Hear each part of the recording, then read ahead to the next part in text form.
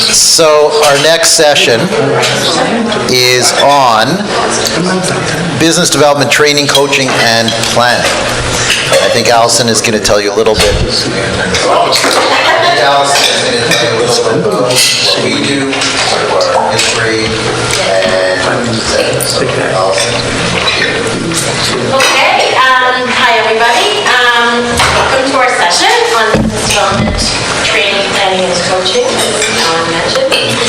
For today's session, I'm going to focus on a successful business development coaching program that we're using at Torkin, Maine. We've implemented several business development programs over the past several years. We've had a series of lunch and learns for our associates, facilitated group coaching, and one-on-one coaching for senior associates and junior partners that are at the stage in their careers where they're focused on building a book of business. Today I'm going to focus on the program that has provided us with the best return on investment of all of these. When looking for a business development coaching program, there were several key success factors that we considered. Number one is engaged participants. A coaching program will only succeed for the individuals that get engaged in the program, and we find that it's just a waste of money to include people that aren't committed to it. Number two is a structured program. It's important to set a regular meeting schedule that works for the participants and follow it, making sure to provide action items and upcoming agendas immediately after each meeting. Number three is online learning tools. The session needs to be based on content that is relevant and easy to absorb. Number four, ability to track and measure progress. You really need a good tracking system that is easy to use and pull reports from. And number five is accountability. The participants must be accountable for their individual progress. So the program that we're using is Practice Boomers by the Acker Advisory. David Acker runs it. In 2016, we started our first Practice Boomers group. We've done two groups altogether over the past few years. Our first one was in 2016. We had six lawyers. They were all junior partners at the firm from various practice areas. And then our second group started this past April of 2019, and we have 8 lawyers in that group.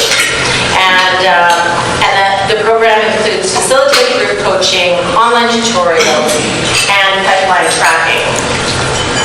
So now I'm going to get into sort of what practice is all about and what it looks like. So there's a series of video tutorials which cover a whole range of topics. There's 50 different business development strategies that they cover. Each tutorial has a video that's maximum 5 minutes long, so it's easy for the lawyers to view it. They can also pull a PDF copy, so if they want to have copies of to highlight, to bring to meetings and that sort of thing.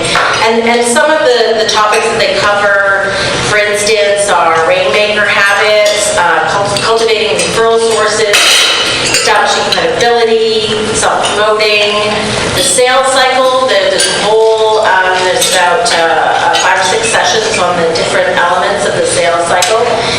So for instance, in a session, you might cover 5 of these sort of topics, and one of the 5 of them might be all around sales, and so that's the discussion for that day. They also cover cross-marketing, social media prospecting, and many more. There are one of the things that this program really works, one of the reasons it works really well is the action steps. And it's set up in a way that they're easy to absorb, there's clear directions, people know what they are expected to work on and what they need to come back to the next session with. There's mobile access, so people can look at this from their phones, from their iPads, from their computers. They can use all of the pipeline. There's a pipeline management tool, which they can also access from their phone, and it keeps track of all of their opportunities and successes. And we can also, through that pipeline tool, which is on the next slide, we can track the progress of all the participants participants. So we can create progress reports, we can see who's been going into the system, and who their prospects are, who they've had revenue from, so we can clearly see the firm's return on investment of this program at any time. We can just pop in and get a glimpse of where people are. We do notice that there's always a lot of activity, like the day before a meeting. But at least it gets them working on it. So the way that it works is we start with an on-site kickoff with the lawyers, the group facilitator, and members of the marketing team. The lawyers are asked for information so we can set a benchmark for their current business development efforts. The facilitator assigns the videos that will be covered in the program and provides a lessons plan. And then over the next 6 to 9 months, this group meets every 2 weeks to discuss their progress on their business development goals and their feedback on the lessons that they'll have gone through during the period before that session. And I found that a lot of, like in our first group, we had, for instance, 2 lawyers that were from the same practice area and sat in offices side by side. So they would often watch the videos together and have already talked about them when they come to the session. And that was really interesting. But it also gave us a great opportunity for cross-marketing because there were lawyers from different areas of the firm that didn't always have an opportunity to talk to each other, particularly about business development. So during the sessions, between sessions, everybody's expected to enter their business development prospects into the pipeline so that they can keep track of their progress. And interestingly, the pipeline was something that we weren't using the first time through. I think it was sort of new at that time. It sort of came out just after our session. And so this second time through, we've got the pipeline, which is fantastic. It's great to be able to monitor that and for people to know where they are, rather than using Excel spreadsheets. So we can easily measure the ROI, and that is a big help. So for Torkin Main's ROI, so we're partway through our current program, and these are the results since April of 2019. So we've got 8 lawyers participating, and we have an average of about 100 logins per month from those 8 lawyers. And we've already logged over 100,000 revenue, so we've already made back our original investment and doubled it. And that's only halfway through. And I found certainly with the first group, from a lot of anecdotal evidence, talking to the lawyers that did the program, because when we were thinking about doing it a second time, we went back to all the lawyers from the first time around to say, hey, how did it work for you? And they've all built very busy practices, so they've had a lot of success. We certainly found that the lawyers who invested time and energy into the program got more out of it. We had one person that wasn't so keen, and of course 2 or 3 years later he didn't feel that the program really gave much to his practice, but I could see that he wasn't investing the time in it. So the ones that did really well. So that was great. So going back to our key success factors, so looking at how this program has worked for us. So for number 1, for the engaged participants, we chose our candidates well and then discussed the program with each of them. Alan read in the Riot Act and said that they had better, if they wanted to be involved, they needed to be committed. And so they all understood the importance of committing their time and energy to the initiative. Number 2, the structured program. Because we had a series of 18 group sessions over a 9-month period, it's very structured. People get into their calendars early. They know it's happening. We made sure that it was at a time when everybody could go, because depending on the group of lawyers, you might get some that are always in court at certain times of the day and that sort of thing. So we made sure that it worked for everyone. And we created an agenda for each session, which is available in advance, covering which series of lessons are going to be covered each time. The online learning tools, several lessons were covered in each session, and the participants were responsible for watching the videos and filling out the worksheets. Some lessons had particular worksheets that they filled out. Again, they do that online. We can go in, we can see who's viewed videos, how many times they viewed videos, if they filled out the worksheets. All of that stuff is easily trackable by the marketing department. Number 4, the ability to track and measure progress. So using the Practice with Boomers pipeline tool, and with our access to the dashboard, that we can do. And accountability, which is so key. Those peer-to-peer training sessions force people to be accountable. The lawyers feel that, well, there's no way I'm going to embarrass myself by showing up at that meeting and not having prepared, and because they know the facilitator is going to ask them how they're doing on certain things, and I've certainly seen, it's great to be able to come to the meeting and talk about a win, some progress, something that's happened. We had a lawyer in a session the other day that said, there's this big potential client, like I'm hoping I'll get something, and then 3 days later the marketing got an RFP for that client. Looks like we'll get the work. It's very exciting to see that sort of thing happen. And that was all that I had to talk about on Practice Boomers, but I wanted to get people's feedback. I know that there's at least one other person in the room that uses Practice Boomers, and so I thought I would ask Susan for feedback on how it's working for her, and then I can answer any questions to do with the program. Susan, my book can. Absolutely. So this is our first year using Practice Boomers. I know this is your second go around, Alison. I heard good things about it from Alison as well as a few others, which factored into our decision. Was a little bit skeptical at first, I'll be honest with you, because the model, I liked the idea of the short videos that the lawyers would watch, but our coach was going to be not live, right? They have several coaches around the country, but unless you want to pay for them every 2 weeks to come to your location, if you're not in one of the areas, it is by video, right? And so I wasn't quite sure if there was going to be a disconnect or how it would work out, but it's been tremendous for us. Our participants are very engaged. The ones we chose were our newest junior partners, and then any laterals who had come in within the last year was how we made our selection for that. And I will tell you, everybody's excited about it. They like kind of the gamification of the little progress dashboard that they get, right? And they get emails from the program saying, John Doe hasn't heard from you yet. They put in goals, and then they get email prompts about that if they have not fulfilled their goals, which is really nice. But one of the biggest benefits we found too, and I attend all the meetings every 2 weeks, the video sessions, but our lawyers who are doing this together have really bonded, and it's been so cool to see because they share ideas with one another. Like, for instance, one of our lawyers was having a struggle. She has this great client. She wants to go visit the Virginia office, and the client just keeps, I'll get back to the date, I'll get back to the date. And that was where I first saw this cohesiveness for me, because the rest of the coach was there, but the rest of everybody was like, can you try this? Is this client? Oh, I would do that. And everybody becomes like a coach for each other too.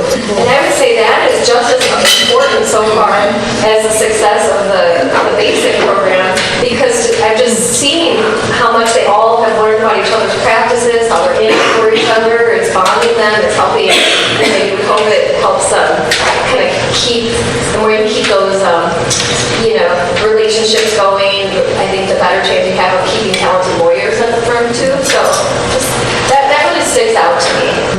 But I think what's fun in all of our, I mentioned the gamification aspect, our lawyers are super competitive, which I'm sure everybody has, right? So we started gamifying everything, but it was so fun the first few classes because people would come and Carmelo, our trainer, who's also Alison, would say, well, somebody got 100% on their goals this week. Everybody else said, what? Someone got 100%? I gotta work harder. And it's just kind of fun to see all that. And then the person who got 100% was like, yeah, that's right. You gotta work harder than me. So that's been really, really fun. And we're just about 3/4 of the way through the 6-month session. Right. Yeah, we found a lot of the lawyers that took that first Practice Boomers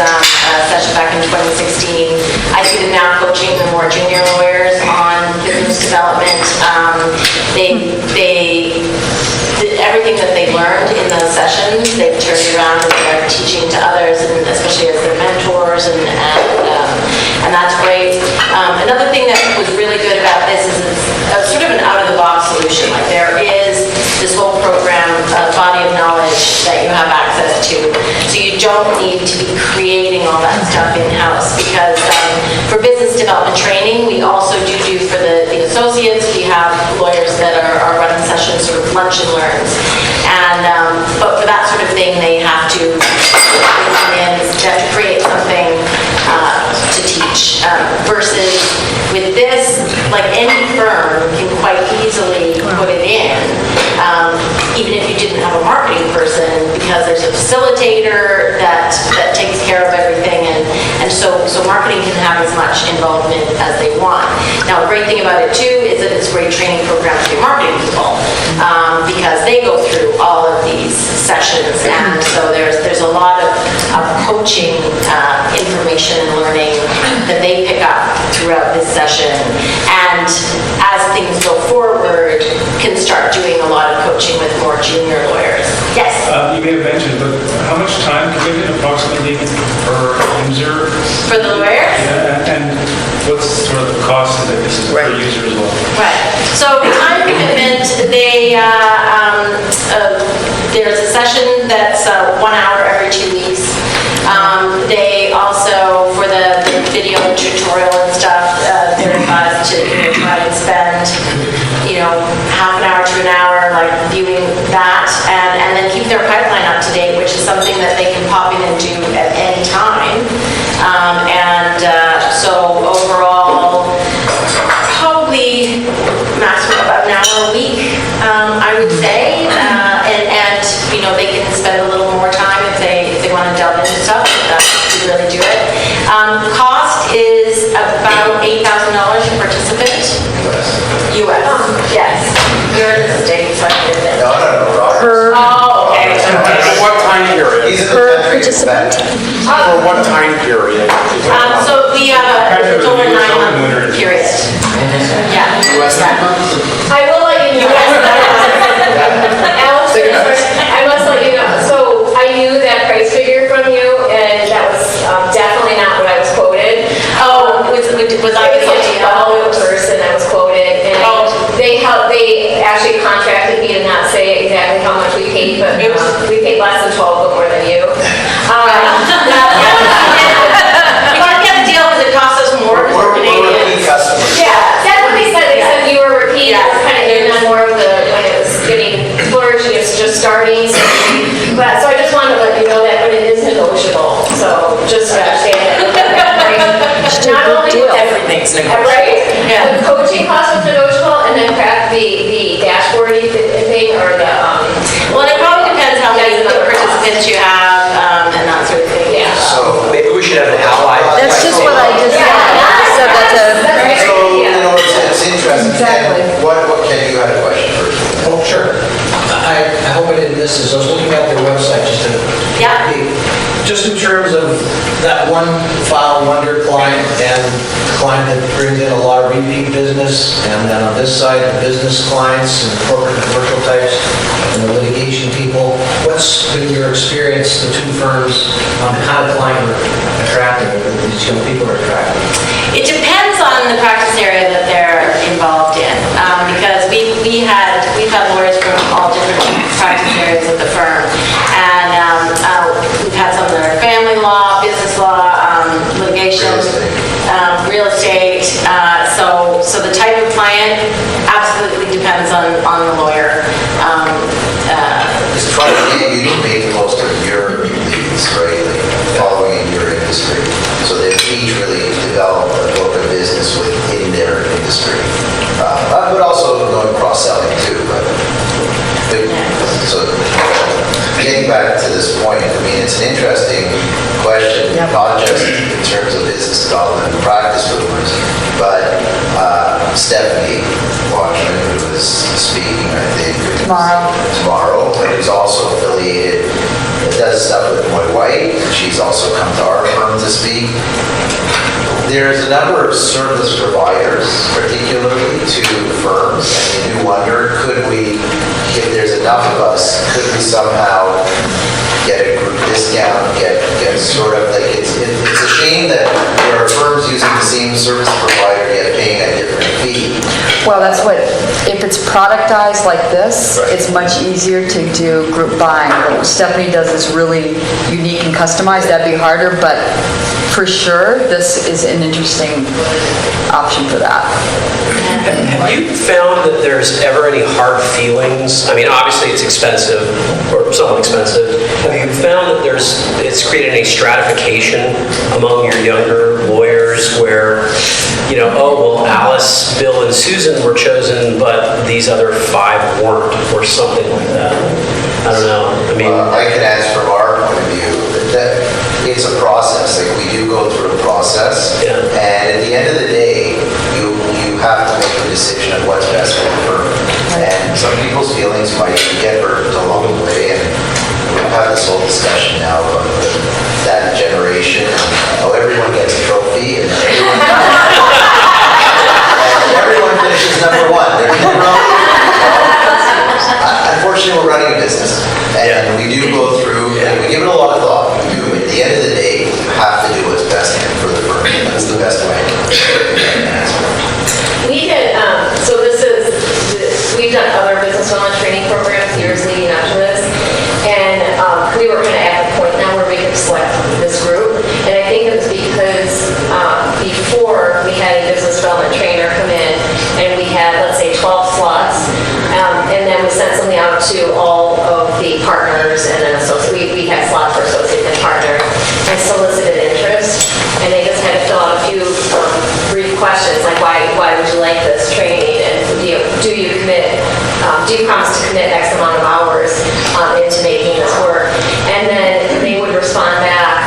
The first year, we did that 2 years. The first year we had maybe double the number, and then had to make some selections and said, hey, hang in there, we're going to redo this. And the next year it kind of worked itself out where we did that process again. It seemed like the people who were initially interested stayed interested, and there wasn't a lot more movement in that way.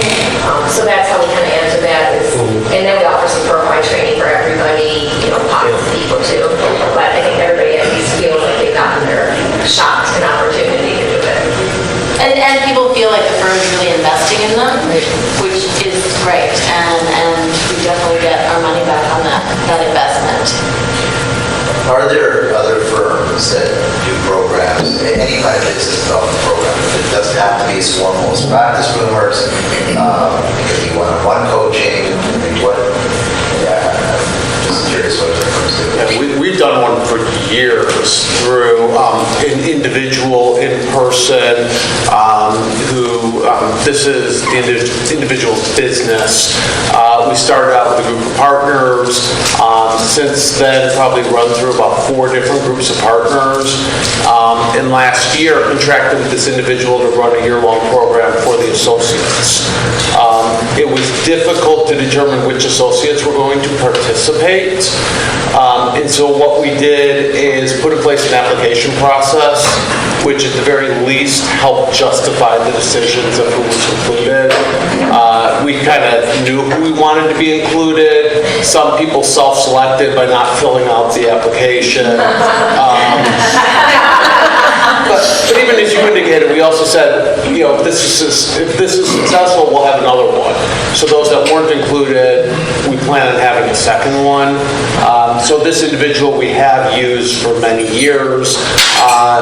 We think his approach is very good, but it's very expensive. It's hands-on, there's group meetings, there's one-on-one meetings.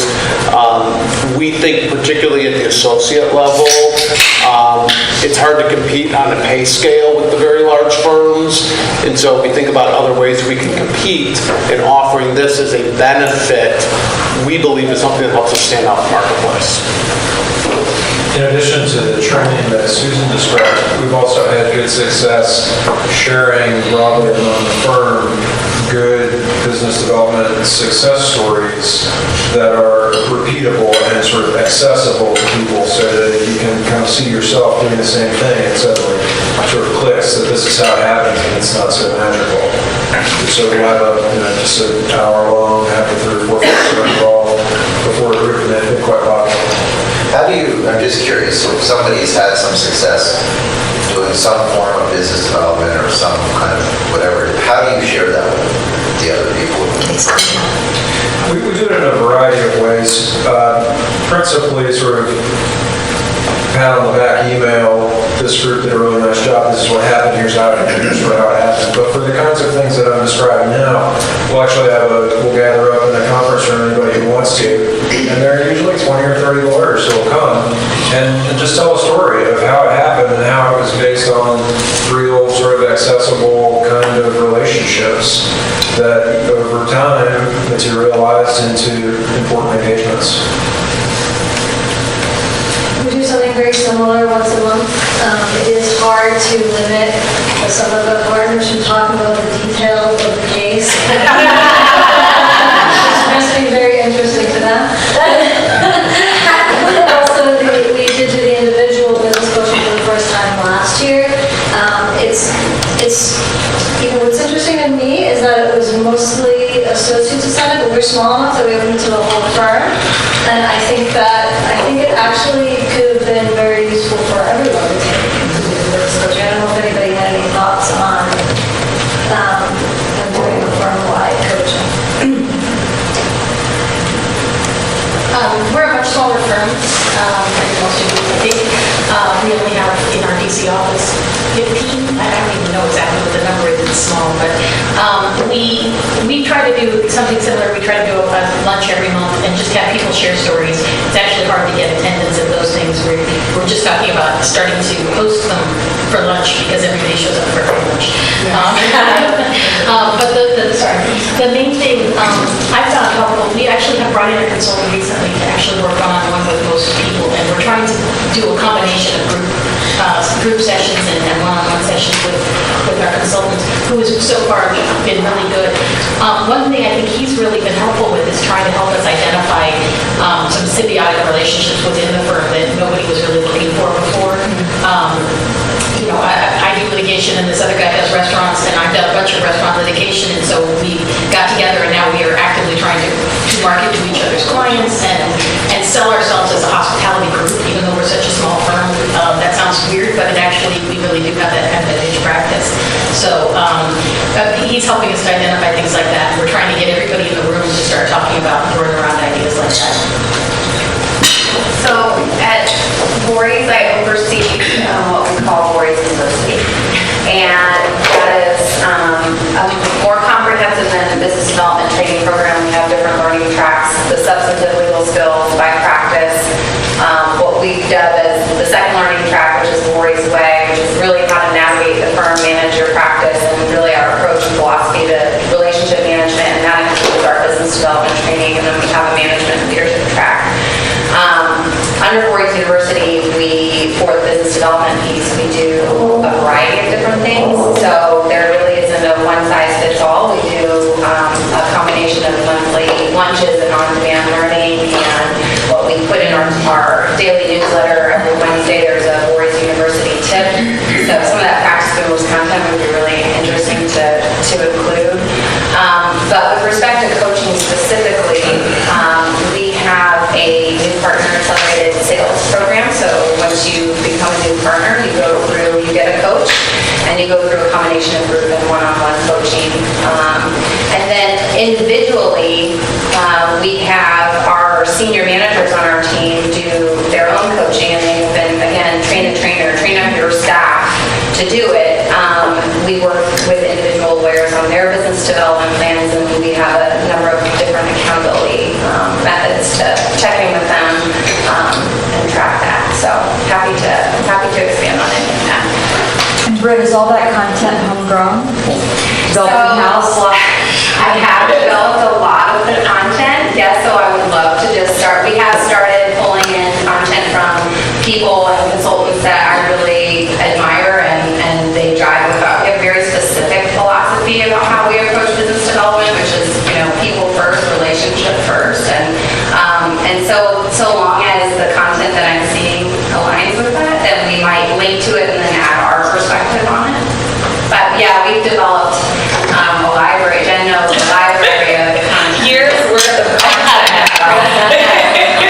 I'd rather not, so I wrote a note to check out the And it all lives on our intranet, so the other nice thing about it is, so if you miss the email, you're out of the office, but you're online the next day, it stays sort of on our intranet homepage for a couple days, so it's there.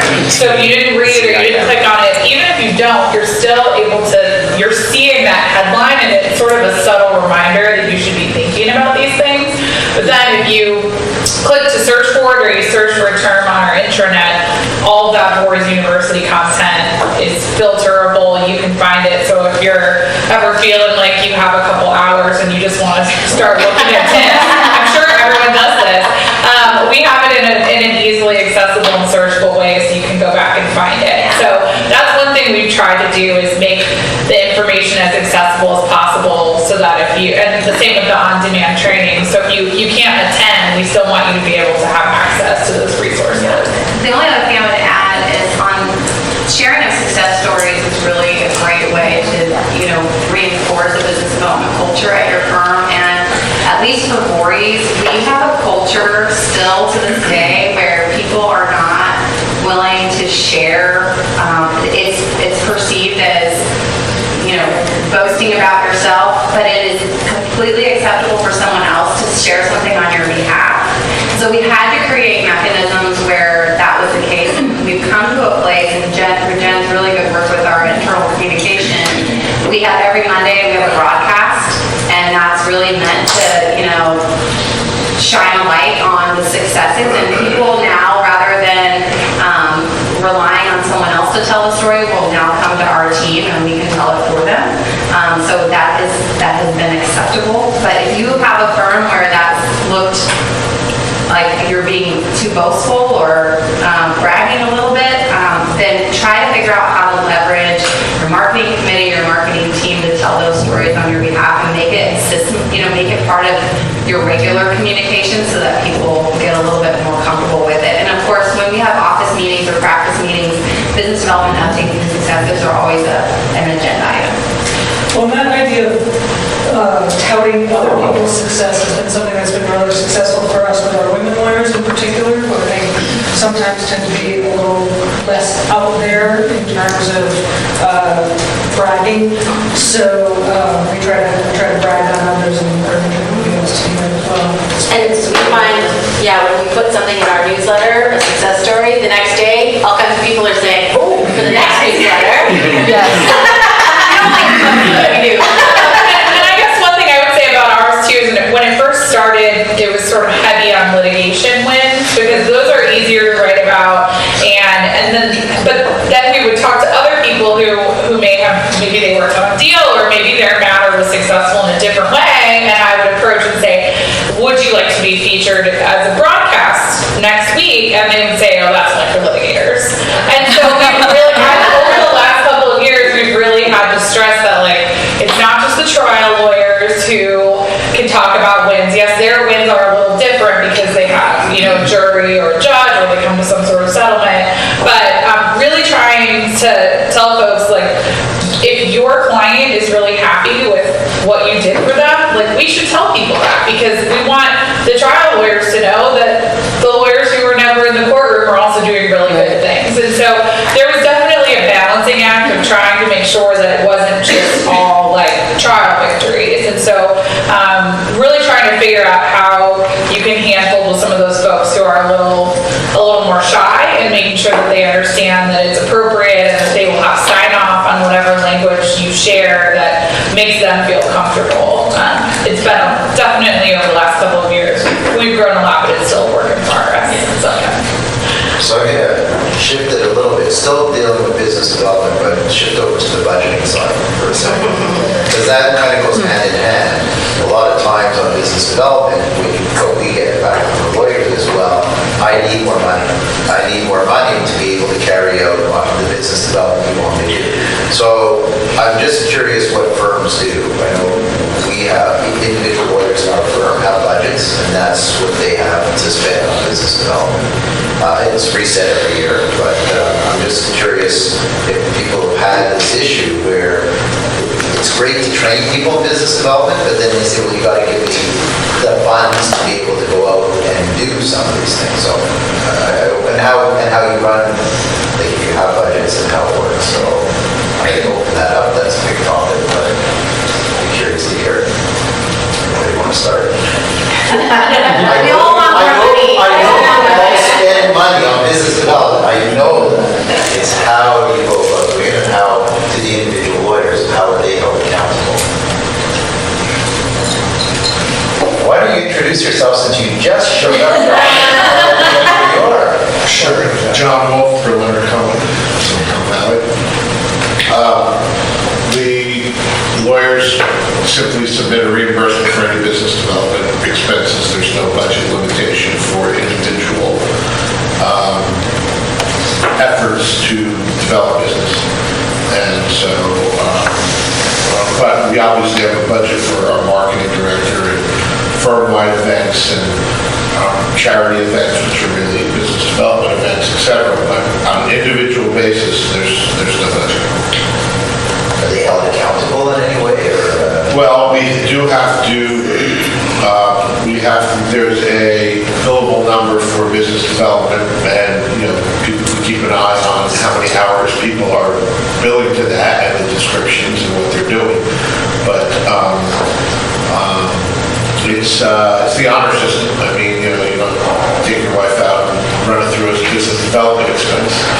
Although my wife is a client, but I still don't do that. Yeah, so it's an honor system thing. It worked. It's working. somebody else? Somebody wants to. So we have budgets, but they're in ranges. And they're in ranges that are kind of geared to two factors, like sort of potential for getting business in the future and past performance and how much you're actually generating.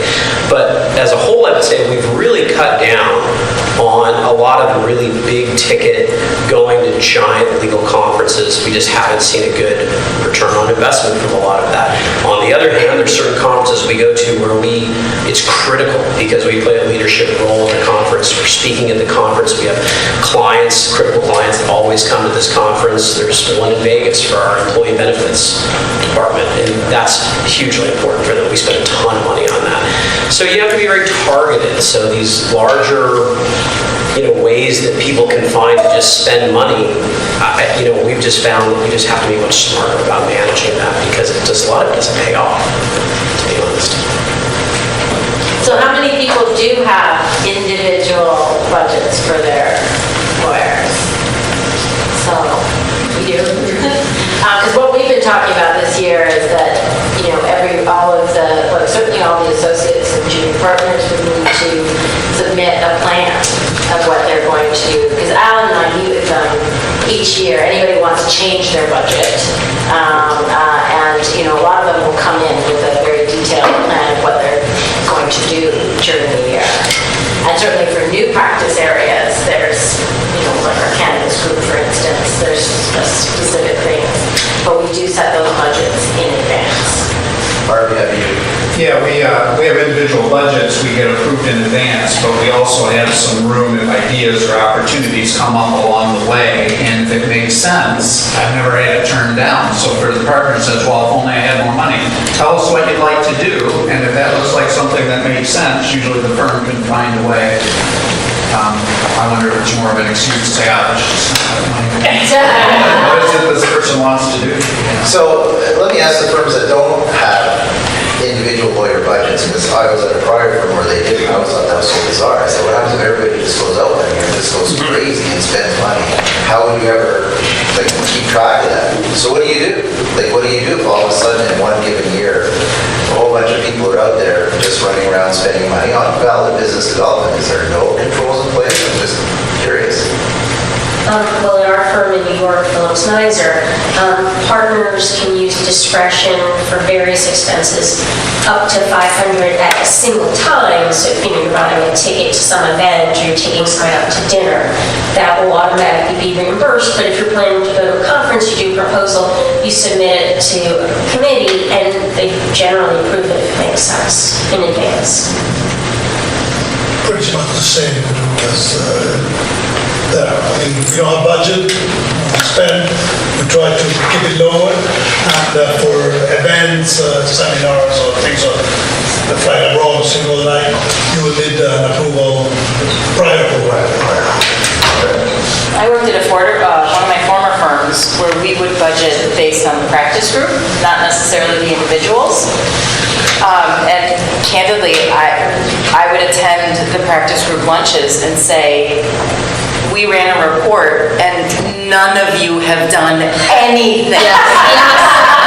So you have dollars to spend, folks. Go entertain your clients. I mean, it was kind of crazy to me that I was begging them to engage in business development activities, begging them to spend money because we had set it aside every year.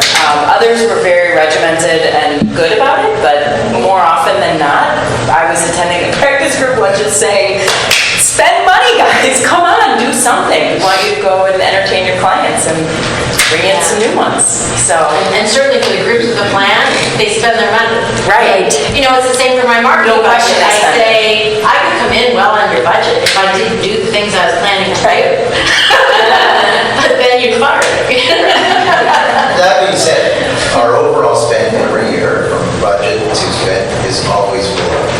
And the reason typically is because there's a whole bunch of lawyers who have budgets and they never use them. But you know what? Those are typically lawyers who don't do a lot of business development. So quite frankly, it's fine because if they were to use it, it would probably not be in the most useful way. Probably. Any other comments on that? I was laughing because we kind of have the same issue. We just have one, line item that falls under my budget, no individual budgets as well. But we're trying to get people out of the nest and develop business. We're exactly in that spot right now. And I sign all the expense reports, so I see what comes through, and I've never once had the problem and say, back it off. I was like, go ahead. We actually have some office that we do, like you were saying, this encouragement of, we use others as an example, so-and-so in your group do this with some funds. How about you do this with some funds? But like, to your point too, I think about that bell curve, that's out there, I can't remember, maybe it's all the wild bell curve, where there's like a certain amount of lawyers who are just, no matter what you do, they're not going to be good business developers. And like you said, I don't think in certain ways, if they want to and they're interested and they're trying, I think our firm would have a culture of go for it. But those are the ones that will try to push either and say, why are you spending? It's like, you're probably a better practitioner right now. We're kind of trying to figure all that out. Well, we've had discussions at some point of even just eliminating their budget, like certain people who just will not do business development, just eliminating their budget period. And just that's, So you will focus on certain people doing business development, and the ones that don't want to, are not able, you will not do it. and that's a question we always struggle with because you want, at a certain point in someone's career, let's say 3-4 years out for us, first few years, we really want them to focus on their skills and becoming the best possible lawyer that they could be. And then starting, let's say 3-4 years out, that's when they should start thinking about business development, start doing things, and then it goes to a certain point. But we found by a certain stage of their career, if they haven't really developed the book of business and they really aren't adept at business development and they really have no interest in business development, at that point, they're done. And a lot of times it's by their own choice. I mean, it's, as you said, spend money, go do things, and they'll say, oh yeah, I'm going to do it, and then of course they never do. And so at some point, I don't know what people have the same experience, and maybe what is your cutoff as to where you kind of say, but you kind of know when that person is just like they're a great lawyer and they do great work, but they're not the ones who are going to be occasional that's what I've been with a couple of firms that have done percentage, so they've taken, say the budget is $500,000, bigger firm. They spend half on practice group or industry plans because they feel like that's where they get the biggest bang for the buck, and you don't get your money unless you have a plan. And then like 30% on what I've heard term called personal T&E, which is individual things that the lawyer's doing, and then 20% on branding for the firm. Or they've switched the 30 and the 20, and